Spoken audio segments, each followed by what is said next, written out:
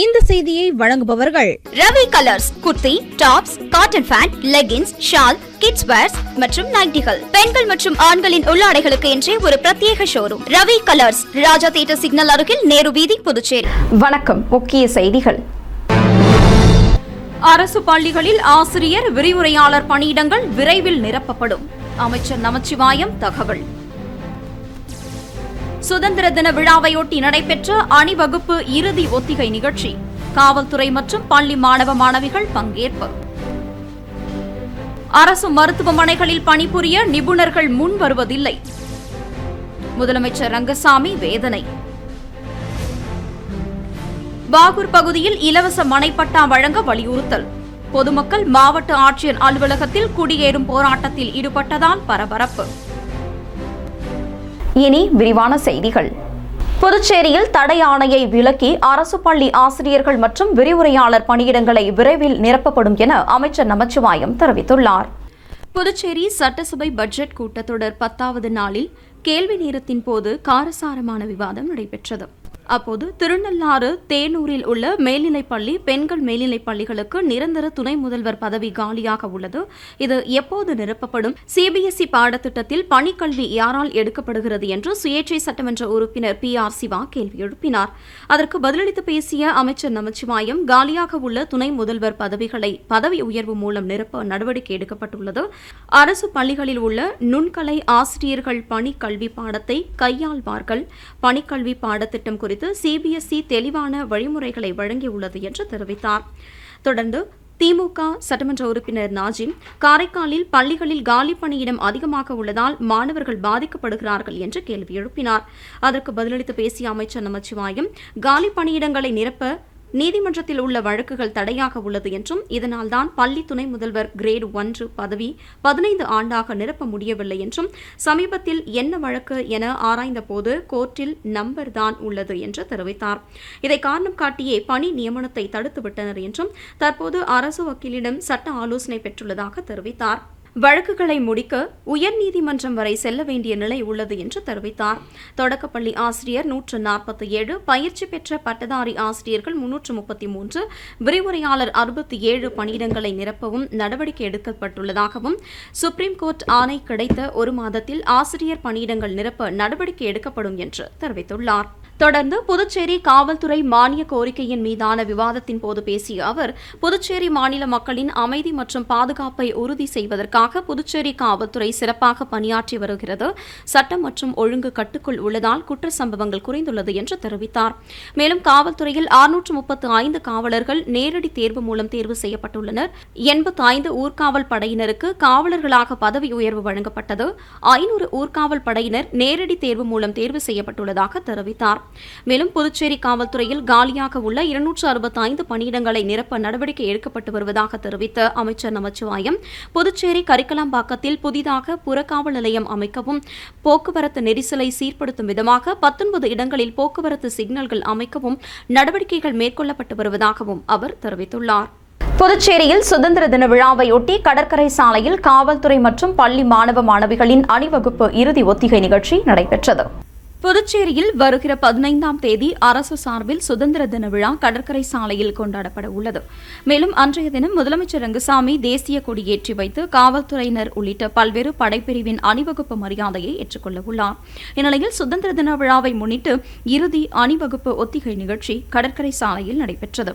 இதில் காவல்துறையினர், தீயணைப்புத்துறை, ஊர்காவல் படை, தேசிய மாணவர் படை மற்றும் கல்லூரி, பள்ளி மாணவர்களின் அணிவகுப்பு ஒத்திகை நிகழ்ச்சி நடைபெற்றது. இதில் வீரர்கள் கலந்து கொண்டு வீர நடை போட்டு சென்றனர். அதனைத் தொடர்ந்து பள்ளி மாணவ மாணவிகளின் கலை நிகழ்ச்சிகளும் நடைபெற்றது. அரசு மருத்துவமனைகளில் பணிபுரிய மருத்துவ நிபுணர்கள் முன் வருவதில்லை என்று முதலமைச்சர் ரங்கசாமி வேதனை தெரிவித்துள்ளார். புதுச்சேரி சட்டப்பேரவையில் பட்ஜெட் மீதான 10ஆம் நாள் விவாதம் காரசாரமாக நடைபெற்றது.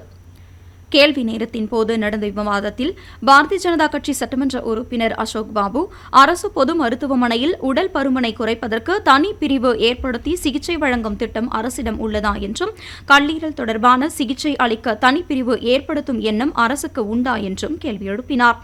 மேலும் கல்லீரல் மாற்று அறுவை சிகிச்சை செய்யும் நிலையில் உள்ள நோயாளிகளுக்கு அரசு என்ன திட்டம் வைத்துள்ளது என்று கேள்வி எழுப்பிய அவருக்கு முதலமைச்சர் ரங்கசாமி பதிலளித்தார்.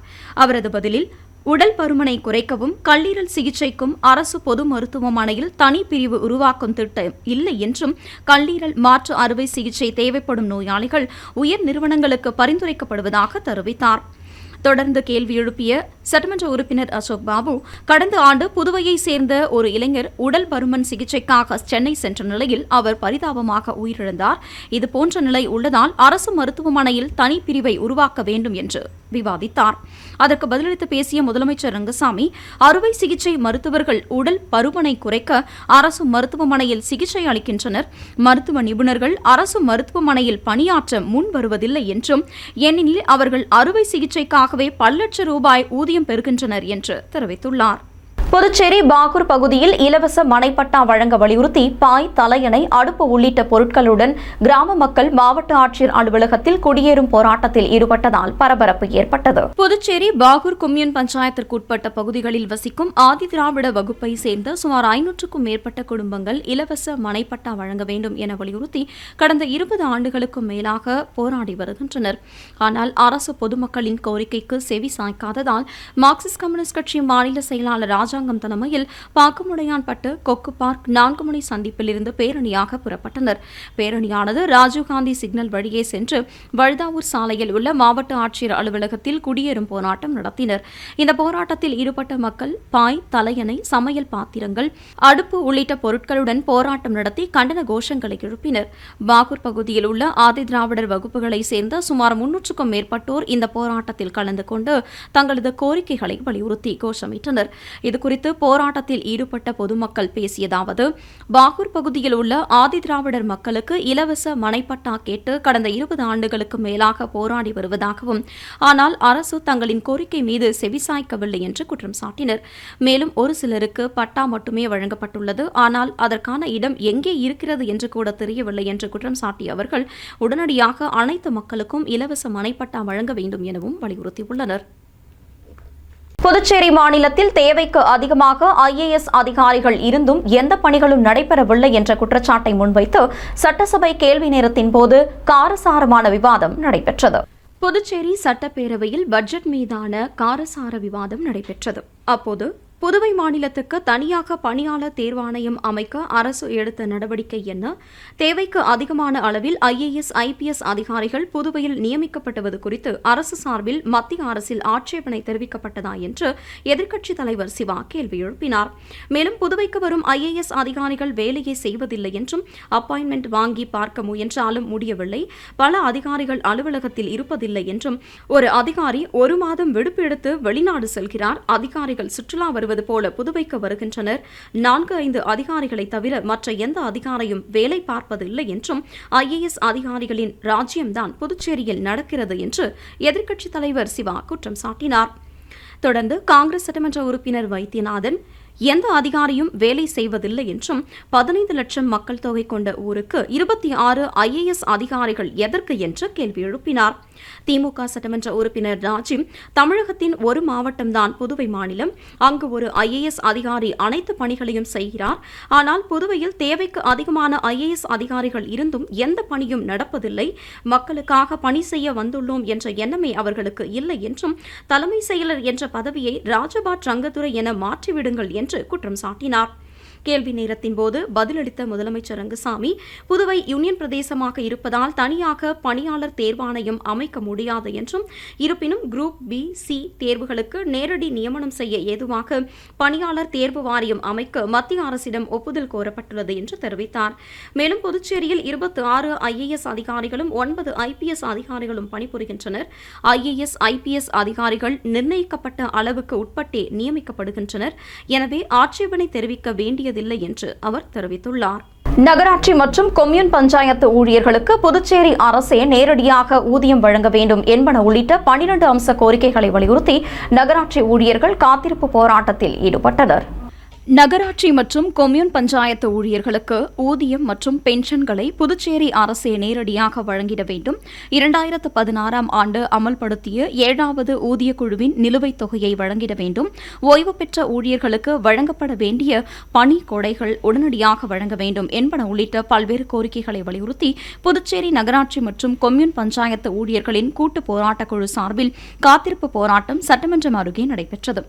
இந்த கூட்டு போராட்டக் குழு தலைவர் வேளாங்கண்ணிதாசன் தலைமையில் நடைபெற்ற ஆர்ப்பாட்டத்தில் சுமார் 300க்கும் மேற்பட்ட ஊழியர்கள் கலந்து கொண்டு தங்களின் கோரிக்கைகளை வலியுறுத்தி கண்டன கோஷங்களை எழுப்பினர். புதுச்சேரியில் பணி நீக்கம் செய்யப்பட்ட ஊழியர்கள் தங்களுக்கு மீண்டும் பணி வழங்க வேண்டும் என வலியுறுத்தி பொதுப்பணித்துறை தலைமை அலுவலகத்தில் அமர்ந்து தர்ணா போராட்டத்தில் ஈடுபட்டதால் பரபரப்பு ஏற்பட்டது.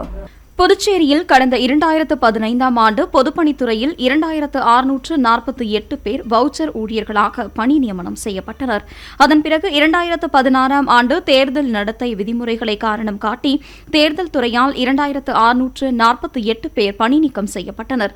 இதைத் தொடர்ந்து கடந்த காங்கிரஸ் ஆட்சியிலும் தற்போது உள்ள என்ஆர் காங்கிரஸ் ஆட்சியிலும் மீண்டும் தங்களுக்கு பணி வழங்க வேண்டும் என்று பொதுப்பணித்துறை ஊழியர்கள் பல கட்ட போராட்டங்களை நடத்தி வருகின்றனர்.